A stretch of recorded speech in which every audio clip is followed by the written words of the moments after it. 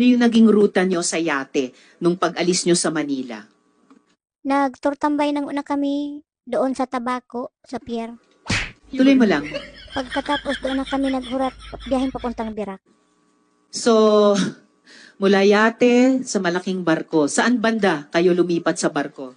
Doon lang tabi kami naglipat sa ordinary. Yung aircon pa medyo mahal yung price. Pati nahangusan ako ni mga karaon ng cup noodles. Ilang oras? Ang aram ko, 4 na oras ang biyahe papuntang Birak hari ng Tabaco. Pag adong ka na sa kalagitnaan ng dagat, may na doon yung signal. May na maka-tiktok.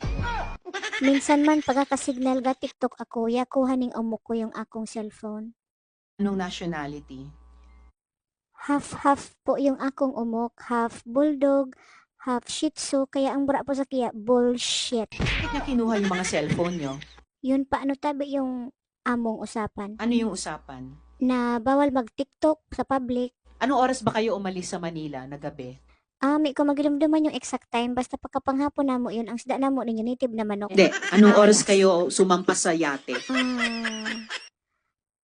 Pakakaon na mo, nag-toothbrush pa ako, naglabar. So, mga bago mag-alas 10 tabi. Pagkasakay nyo sa barko, anong ginawa nyong sunod? Gahanap po ta na ako ng signal ta. Gusto ko ta na mag-TikTok tabi. Isma sa tabi yan.